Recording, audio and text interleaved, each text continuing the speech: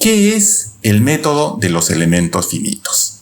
Como ya lo había esbozado, el método de los elementos finitos en realidad es resolver numéricamente una ecuación diferencial o un sistema de ecuaciones diferenciales. Y para eso, lo que nosotros en realidad, primero, ¿qué significa resolver una ecuación, un sistema de ecuaciones referenciales? Es encontrar la función que le da origen.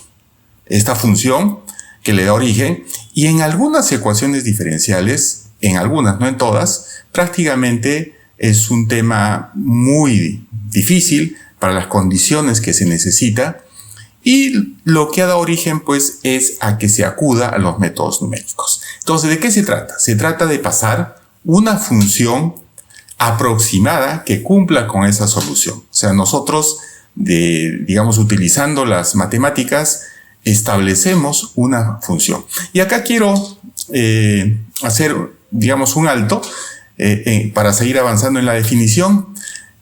¿Qué hay para estas ecuaciones? Siempre hay pues ciertas restricciones.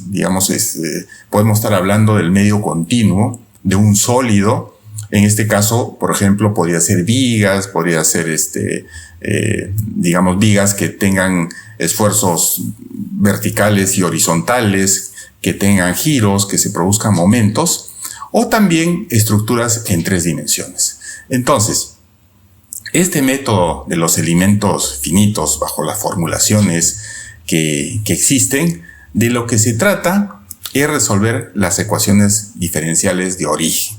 Entonces, uno tiene los caminos abiertos, y si esa ecuación diferencial está planteada como la mayoría, lo que hay que hacer es utilizar, los enfoques que existen. Pero si no está planteada la ecuación, podemos nosotros plantearnos las correspondientes ecuaciones, por ejemplo, para la transferencia de calor, electromagnetismo, fluidos. Incluso ahora hay una combinación a nivel de partículas para la simulación por ejemplo, de puertos, del agua, etcétera. Entonces se hace un poquito más interesante. Entonces, volviendo al tema de qué son los elementos, el método de los elementos finitos, ya habíamos dicho que es un método numérico.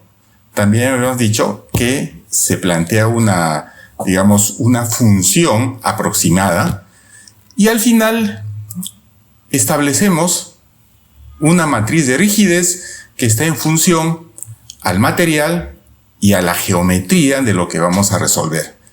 Y hay que tener en cuenta algo adicional. ¿Esto es estático o es de comportamiento dinámico? Entonces, lo que se asume, por ejemplo, para el tema estático, es que las cargas, el peso muerto, el viento, hasta el propio sismo, son cargas puntuales o cargas distribuidas, pero que ya existen. No es que se van aplicando paulatinamente. En cambio, en el tema dinámico la cosa cambia, porque lo que se trata es de que un sismo son, trenes de carga dinámicas que van cambiando en función al tiempo, a la aceleración. Entonces esto se hace mucho más complicado. Entonces ya la cosa se cambia. Luego está, por ejemplo, el tema de los materiales. Una cosa es el comportamiento elástico, ¿no? Que va siguiendo una curva y finalmente llega ya a su estado de fluencia, y el esfuerzo de formación es el que nos ayuda hasta cierto punto que tenga un comportamiento elástico. Pueden ser materiales viscoelásticos, que hay un comportamiento no lineal, puede ser materiales plásticos, y etcétera. Y ahora esto da origen pues a que la ciencia de materiales también vaya mejorando, porque estos cálculos ayudan para todo. Entonces, lo importante aquí es ver la potencia del método de elementos finitos. Entonces, si nosotros, por ejemplo, tenemos una estructura, una placa de cimentación, lo que nosotros agarramos, y ya no es meternos mucho con las matemáticas, porque ya existen los modelos de elementos finitos para esto. Lo que agarramos es la matriz de rigidez que existe, dependiendo de los grados de libertad que haya, ¿no? Un grado de libertad, ¿qué cosa es? Por ejemplo, si una viga está en voladizo, en el extremo que está en voladizo tiene los 6 grados de libertad totales, ¿no? Los 3 giros, los 3 momentos, en un extremo me refiero, y si está en el digamos, en el enfoque, o si estamos haciendo un análisis tridimensional, tenemos desplazamientos en el eje X, en el eje Y, en el eje Z, y tenemos también los correspondientes, digamos, giros, las rotaciones. Y en el otro extremo podría estar empotrado y tenemos la restricción de que, digamos, todos los momentos todos los giros son cero. No existe giro y sí se producen los momentos y las fuerzas. En cambio, el otro extremo voladizo, prácticamente los momentos y las fuerzas son cero. Entonces, esto es una forma digamos, de explicarles qué es el método de elementos finitos. Pero esto ha salido ya del ámbito de la estructura, del análisis estructural de edificios, y por ejemplo, para lo que es electromagnetismo o para lo que es fluidos, y fluidos me refiero a gases, me refiero al agua, me refiero a aceites, a lo que tenga que ver con lo que es la mecánica de fluidos, está, digamos, en un ambiente más continuo, no está, digamos, discretizado, y cuando habla de discretizado es que hay un ámbito de estudio muy bien definido por su propia naturaleza.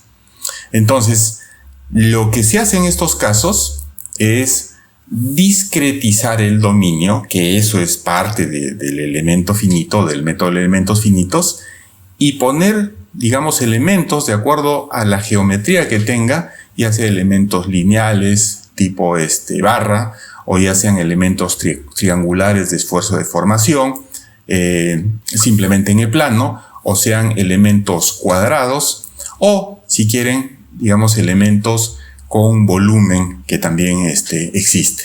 Entonces, nosotros elegimos los elementos y hay toda una formulación de cómo se desarrolla cada elemento.